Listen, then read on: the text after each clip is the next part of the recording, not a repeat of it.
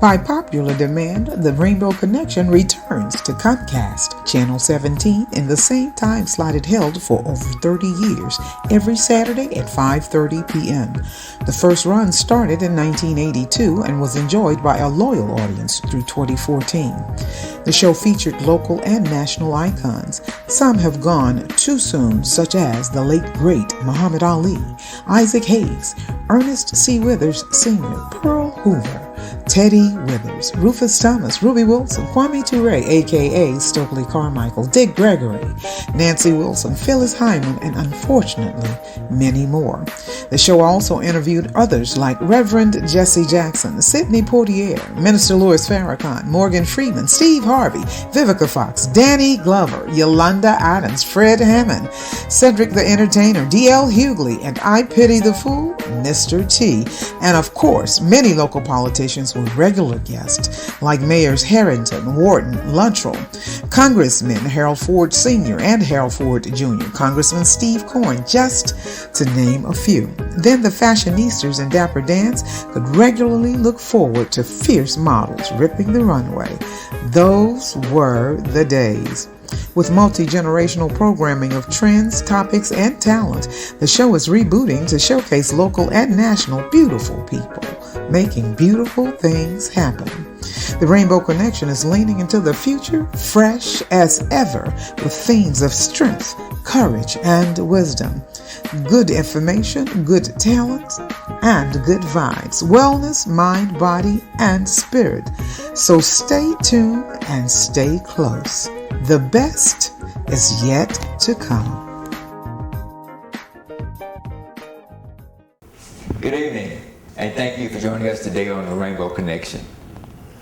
Today's program is going to show you what a person can do when they're committed and how they can have an impact on so many lives. I'm here with the founder, the coach, the bus driver, the cook, Melvin Cole with Pure Youth Athletics. Thank you for being on Rainbow Connection. All right. First, when I pulled up here, I had no idea where you were located. And they're located right beside Middle Baptist, right over by Tulane. When years ago, it used to be a heavy drug area. But you're right here, and you made an impact. Why did you pick this location? To be honest with you, the location kind of picked me. So we was in the process of trying to acquire some property where to kind of put the foundation of the organization. We had kind of been bouncing around for a few years. And a good buddy of mine had told me about the property, and it was ideally, just like you said, we knew it from back in the day of all the drugs and the different wars and different things like that. So I was very familiar with the area. And so it was just kind of one of those things. I went out here and I kind of walked the land, talked to God, and then we kind of reached out to the owners, and a lot of things just fell into place for us. And so we kind of just made it work from there. So it was one of those things where it picked me, and then it put me directly in the middle of the hood where I can be able to make a real impact, where everybody will be able to see what we're doing for a day-to-day and the people that live in the area on a day-to-day. Awesome. Now, I also need to say this. My wife and my good friends grew up in Tulane. So there's some wonderful people that came out of Tulane Apartments, and they got rebuilt, and it's awesome. Now, your program consist of academics, athletics, agricultural, and character building. Absolutely.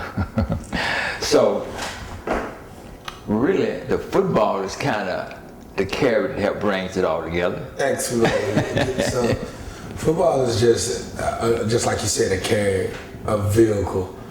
So a lot of times you're here where I tell people you got to meet these kids where they are. You just can't walk in pushing your beliefs and your way of thinking upon these kids. So football allows that medium, that meeting of the minds, so to speak. Gotcha. And then once you get into football, and we all know football teaches so many life lessons with team building, character, work ethic, different things like that. And so when you start there, and then now the kids understand that you care about them, you love them, and then that builds into pushing education, pushing character, different things like that. And a lot of times I tell all my coaches on my staff, kids don't care what you know until they know that you care. So that was one of the things that we preach upon. And so our program is based off of, just like you said, with education being the foundation, with agriculture and STEM, but football being that driving force, that vehicle to get these kids out of generational poverty. You push the 4 R's. Talk about those 4 R's. Absolutely. So the 4 R's is really the recipe of our success, so to speak. And the first one is just relocation. So with the agreement of all the kids and their parents, it's not mandated by court or anything like that. We relocate them. And we have kids that live on campus 24/7, 7 days a week. And then we have kids that live on campus Monday through Friday and go home on the weekend. And it's all about that nurturing environment and that 24-hour academic support. Because at the end of the day, your environment shapes you in some shape, form, or fashion. I tell a lot of people all the time, if all my uncles was doctors, I've been doctors, but they were dealers. We turned out the other way. You talk about the kids stay here. There's nothing free. Let's talk about how can the kids stay here and what makes them appreciate it. Because sometimes you give anybody too much and they just don't appreciate it. Absolutely. I mean, so we got this thing what we call sweat equity. We hold a lot of kids to a high standard, probably a higher standard than a lot of kids that's out running around. Our kids get up at 6:30 every morning. They start their morning with a workout, then they go into breakfast, and then they go to school in the morning from 10 to 3, and then they come back and do another workout in the afternoon. Then we have breakfast, and then we have some type of team building or mental conditioning going on to the evening. So it's a commitment level. So the thing about it is, this program is not for the gimme. If a kid is looking to take, this is not the program. We call that the poverty mindset. You wanna figure out what can I give. So PUR is providing an opportunity to those kids that want a way out. So when you have kids with that type of mindset, it's easy to kind of help shape and mold and be able to grab resources behind those type of kids. Let's talk about the agriculture part of it. You know, so many of our communities are really a food desert. And the importance of not growing it, but knowing what it does to your body. When you realize that at a young age, that's awesome.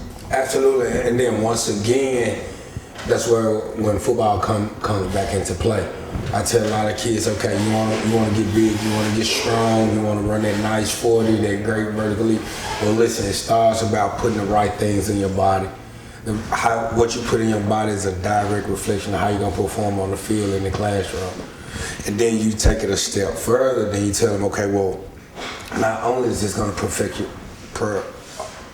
your performance on the field, but it's also going to help you in the classroom. So once the kid is able to see how it's beneficial to them, then you get an easier buy-in. I mean, we can easily say, hey, eat this because I said so. Well, that don't really do anything for the kid. And it's not long-lasting. It's not long-lasting. So now once you're able to show them the benefit that they get out of it, then it's more of a buy-in, and then we have adults on site. That's a perfect example. So we grow a lot of our vegetables on site, then we take it and cook it as well. So that's where it started, was just about eating healthy, and that's gonna go carry over into making better decisions, performing high in the classroom, performing on the football field. I tell a lot of adults all the time, imagine walking into your best meeting on an empty stomach. It don't work out well for you. It don't work out well. And what a lot of people don't understand is our kids here in Memphis is living in a double the national average of food hardship. So elaborate on that. So the kids in Memphis according to the stats of 2019, we're living in double the national average of food hardship. So a lot of these kids are fighting to get a meal. So when people are wondering why he or she is doing this crime or doing this and this, well, it's really survival. Because if you go back and you look at it, and this is based off 2019 numbers, and I don't think they changed much, but you got kids that's living in double the national average of poverty here in Memphis, and then you got kids living in double the national average of food hardship. Well, of course, those two things right there is going to affect our education. Sure. And we always know affect our education is a direct reflection of our crime here in the city. And let's not even talk about the mental challenges with COVID and just life and Right. that. And see, that's another thing that a lot of people don't understand is, man, these kids go through so much at an early age. And it's one thing to go through something, but it's a horse of a different color, not understanding how to process it and being able to go through. So we done had kids that had about 2-3 deaths of close friends in the matter of 3 or 4 months. But they haven't had time to grieve or understand the process of getting over it. So you kind of repeating that cycle. So it's a lot of things that go unthought about. Sure, right. When it's coming to the inner city kid, everybody is so quick to point the finger on why they do this and why they do that. Well, if we take it a step further, well, this is why they do what they do. You know what I mean? We have grown people that don't handle death well. Certainly. So can you imagine? So can you imagine a 8-year-old, 10-year-old, 12-year-old kid? I mean, that's something different. Right. But like I said, us as adults, we sit back, oh, why they doing this and this? Well, you got 30-year-olds, 40-year-olds falling out about their mom dying. You know what I mean? So my question was again, what do we expect these kids to really do when they're not equipped to be able to handle it? And sometimes all you can do is show that you care. At the end of the day, that goes a long way. You know what I mean? When a kid knows somebody cares, that's impacting that kid's decision. That's shaping his life. You know what I mean? And when somebody else see that you care, then they maybe start caring. See, caring goes along. Contagious. Yeah, it's kind of rub off things. And that's what we just preach. It's all about, man, loving each other and caring and working towards a common goal. I'm dating myself now. They don't teach civics in class anymore, but talk about the importance of being a good citizen. And a lot of times we just take that for granted and don't think it's important, but citizenship. That's the mark of it. You hear me tell my kids all the time, the mark of a great man is leaving a place better than when he found it. That's ideal right here. We're in this perfect area with Middle Baptist right there. We just got the new Blue Cross Blue Shield Church, and every time we go up there to use the park, when it's trash, the boys are like, "Coach, what are you doing?" I said, "Guys, listen, this is our community too. This is a direct reflection of us as well." I said, then when somebody sees us taking care of the park and picking up trash, that's gonna do what? 2 things. It's either gonna A, motivate them to keep the park clean, or what? B, join in on it. Mm-hmm. And so that's why that's the biggest thing. When you see pick a paper, pick it up. It don't cost you a dime to pick it up. You know what I mean? Instead of stepping over, it don't cost a dime. Instead of throwing paper out the window, it don't cost you a dime to wait till you get home, or you get a corner store. And that's the important things that we try to teach our kids. That goes a long way, because you hear a lot of people talk about karma. Well, the part what they don't tell you about karma is good too. If you put both ways, it can work both ways. See, that's what a lot of people want to kind of get drawn into. It's like, oh, karma is all bad. Well, it works both ways. Whatever you put into the universe is a direct reflection of what's going to come back to you. And that's what we teach our kids. Man, you're already born with stripes against you. So now you got to do your part. You got to do your job. Right. And being a good citizen in his life and impacting others is a job that we have, especially as young black men and men that's growing growing up because we got somebody looking at us, whether we know it or not, whether we believe it or not, Right. whether we like it or not. We got It's real. there it is. Mm-hmm. And then once you realize it, you got to accept it and step up or step off. So that's one of the things that we're big on is about character and being impacting the community. Because at the end of the day, you gotta be that example. You can't be sitting around, they should be doing this, they should be doing that, blah, blah, blah, blah, blah, blah. You gotta be that example. Like, hey, this is what's going to come along with me. So that's how. You know, it's easy to talk and it's hard to walk it, brother, and you are definitely walking. Yeah, you got to. Do you have any numbers of how many of your students went to college and completed it? Absolutely. So it's kind of a twofold. After our mentoring program, so we got what we call a post-grad from our mentoring program. We got 100% college graduate from our mentoring program with 7 kids. So we started this pilot program with the homeschooling residential about 6 years. So now we've graduated 2 kids out, and both of them was able to obtain a scholarship at various universities and college. Now we got our 3rd kid that's coming out of our program, out of the pilot program, that's showing that it's a success. So out of our pilot program, we end up losing 7. We started with a total of 7, ended up losing some kids to the streets and everything like that. But every kid that completed the program would end up going on successfully and earning a college scholarship and kind of furthering their academic and their playing career. That's awesome. So right now we're sitting at 100%, and I tell the kids all the time, we have the recipe. As long as somebody will commit to not being outworked. If you commit to not being outworked, it's just that simple. If you're a husband, nobody's gonna outwork me with my wife. If I'm a dad, nobody's gonna outwork me with my kids. If I'm a coach, nobody's out gonna. No, my kids are not gonna love anybody more than they love me. And that's the thing that we preach to our kids. I refuse to be outworked. I'm committed to not being outworked. I got another question for you, but that made me think in the early days when Jim Strickler ran for mayor. That's one thing he told me. I don't think nobody gonna outwork me, and I remember him telling me that sticks out. That's what it comes down to. I tell kids all the time, God give us 1,440 minutes a day. What are you gonna do with them? You gotta make them count. You gotta make them last. So that's why I get up at 3 o'clock every morning. What are you waiting around for? Somebody an hour ahead of you, he's already up, she's already up, she's already grinding, you're already behind. You're already behind. You wake up behind. You see what I'm saying? So that's the one thing, you can get money back, you can get everything back, you can't get time back. So you gotta make those 1,440 minutes count. Every day. Every single day. If you're sleeping, you gotta be sleeping good. If you're working, you gotta be working good. Everything's gotta be going towards that goal. What's pointless, it's a waste of time. Wow. I know that you're also working on in the future having a technology lab. Right. You know, so you like you say, you're always moving ahead, always moving ahead.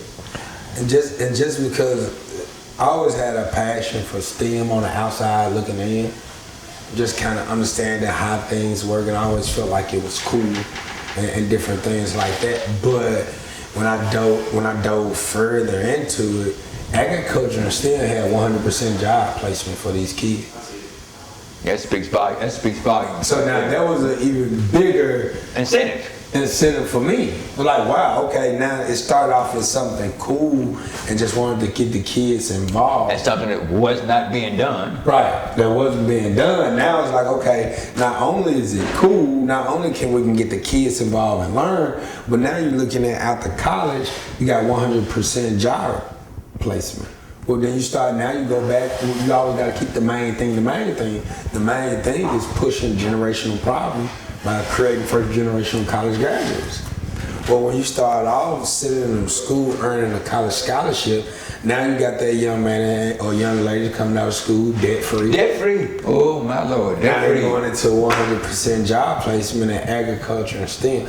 That's how you really make an impact on the community in our generation. So that was one of the things. STEM started off as just something that I thought was cool. You know what I mean? Something that I thought was cool that I probably wasn't smart enough to do. But once you dive into it, me and the kids that look like me and act like me, we got everything inside to be robotics and do the rest of it. And that was another thing too, taking that stigma off that only nerds could do it. Well, right. Well, number one, I don't technically know what a nerd is. I think all of us need to be smart, but then at the same time, it released that fear from other kids that I can do this. It's not as hard as I thought, or I can learn it. So and the kids who dumb me down. We have some kids who do exactly. that. It's that dumb me down. That was one thing about our education environment. We wanted to make it a nurturing environment where it's cool to be smart. That's why I tell people all the time, it's no fun of being a dummy. Because the only time when you're being a dummy, all the time, the only thing people are going to do is take advantage of it. I tell people all the time, when there's ignorance, there's profit. They go together. They go together. Let's talk about the early days before we got here, and how many trees were out there, how many had to be, and the help. And because it takes a team to do this, absolutely, the partnerships, the whole nine. So this had just happened. It wasn't a field when you got here. No, talk about that. Man, it was a journey. You know what I mean? To even get here to the field, to anything like that. I remember back when we had 9 kids sleeping in the front living room, and me and my daughter was sharing the back bedroom of a rental property, and we went homeless for a while, which pushed us into getting this property right here, where we kind of lost some kids we kind of bellied up a little bit. So once we got it, we ended up having to strip down the houses we've had. Stanley Home Builders, Regency Home Builders, Browning Construction, Odom Construction, the city. I mean, hundreds of individual support, kind of just pulling it all in and just kind of making it happen. Because my biggest thing was these kids needed a nurturing environment.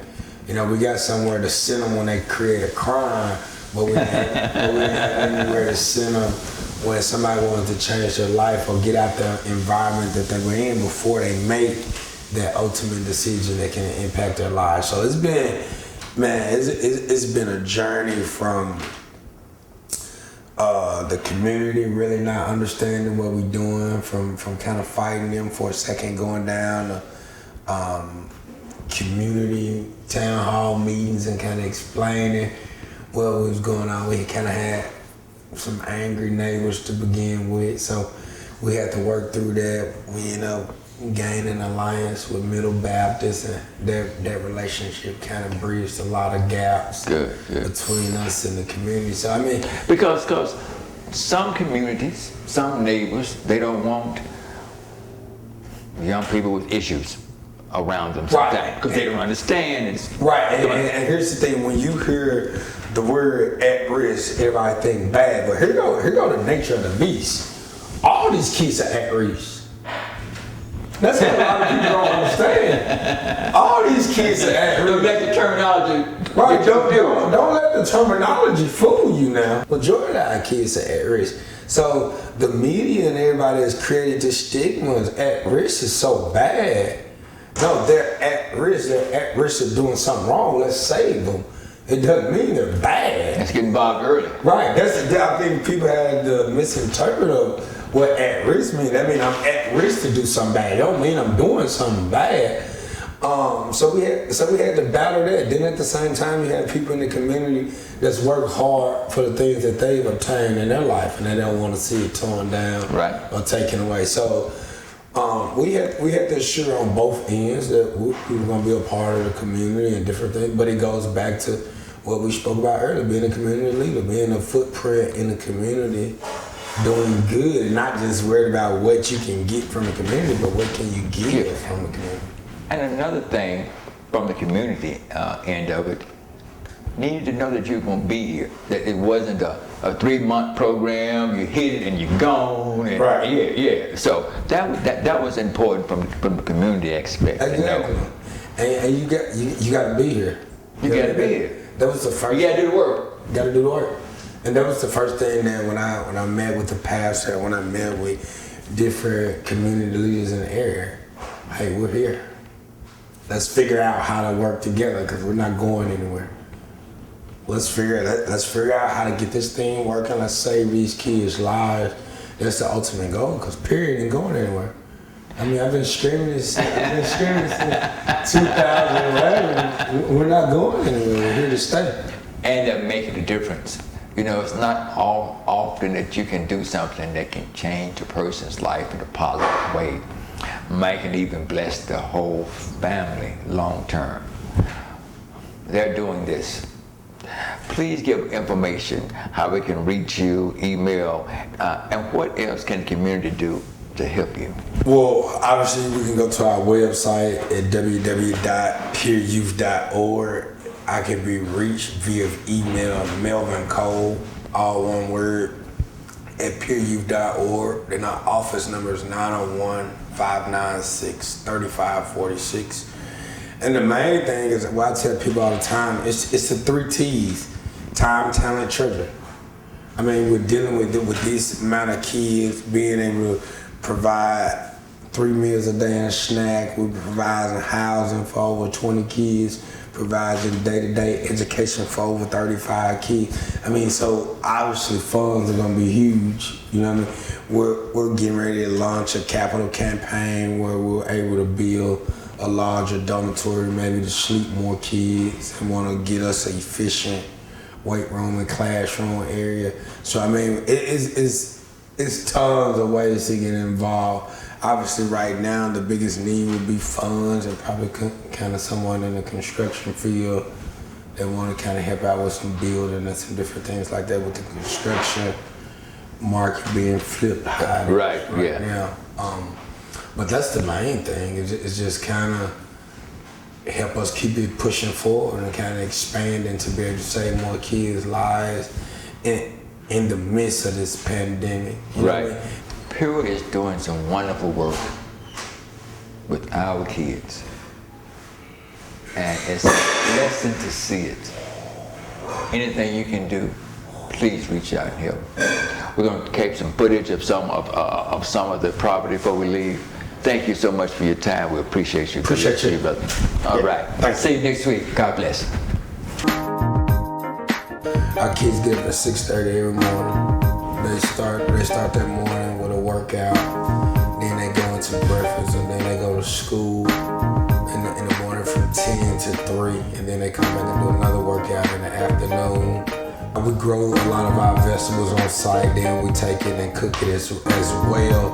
So that's where it started, was just about eating healthy, and that's gonna go carry over into making better decisions, performing high in the classroom, performing on the football field.